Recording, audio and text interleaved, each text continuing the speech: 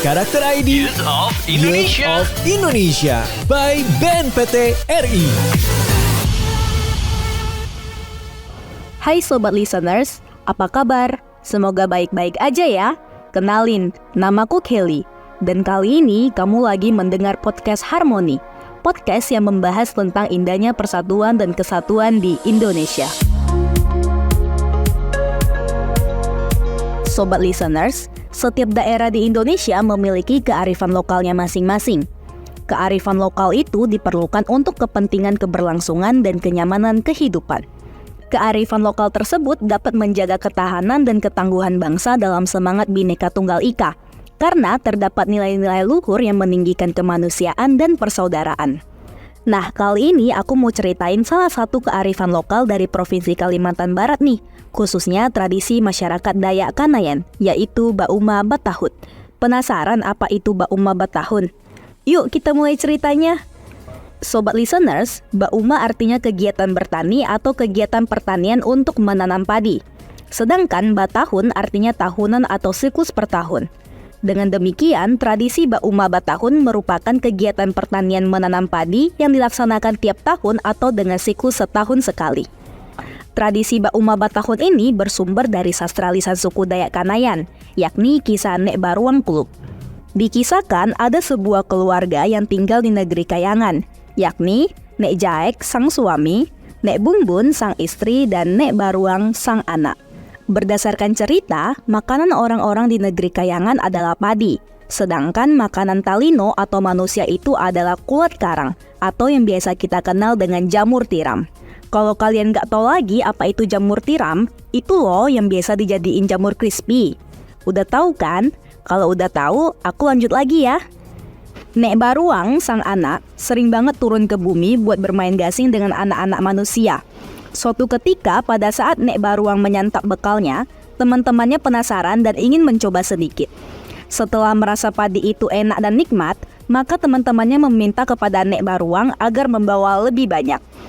Di kemudian hari, Nek Baruang mencari cara untuk membawa padi turun ke bumi. Karena sang ayah, Nek Jaek, akan marah jika mengetahui apa yang dilakukan oleh anaknya. Nek Jaek beranggapan bahwa manusia itu piroro atau tidak cermat dan tidak teliti dalam mengusahakan dan menyimpan sesuatu. Maka kalau padi dibawa ke bumi, pasti tidak dijaga dengan baik. Nek Baruang dengan segera menyembunyikan padi di dalam pakaian dan memberikan kepada teman-teman serta berpesan agar padi dibudidayakan. Padi yang dibawa oleh Nek Baruang Kulub itulah yang kemudian dibudidayakan oleh masyarakat Dayak Kanayan hingga saat ini. Bagi orang Dayak Kanayan, padi itu sakral dan tidak boleh diperlakukan dengan sembarangan. Orang Dayak Kanayan yakin bahwa padi memiliki roh, sehingga kalau berlaku tidak sopan terhadap padi, maka usaha pertanian menanam padi pasti akan gagal. Dalam kegiatan tradisi Bauma Batahun, terdapat dua aspek yang saling berkaitan. Pertama, proses dan tahap-tahap dalam kegiatan pertanian itu sendiri dari persiapan alat kerja dan pembukaan lahan sampai masa panen. Kedua, ada ritual adat yang menyertai seluruh proses dan tahap-tahap dalam kegiatan pertanian, mulai dari ritual meminta izin kepada Jubata atau Sang Pencipta bahwa akan membuka ladang sampai bersyukur kepada Jubata atas hasil panen dari Bauma Batahun. Tradisi Bauma Batahun menyingkapkan adanya kesadaran demokratis. Demokratis merupakan musyawarah sebagai bentuk pengambilan keputusan atau penetapan kebijakan. Kesadaran demokratis itu tampak dalam kegiatan Bahaum, yaitu musyawarah mufakat untuk menentukan waktu pelaksanaan ritual sebagai tanda bahwa kegiatan Bauma Batahun segera dimulai. Karakter ID. Karakter ID.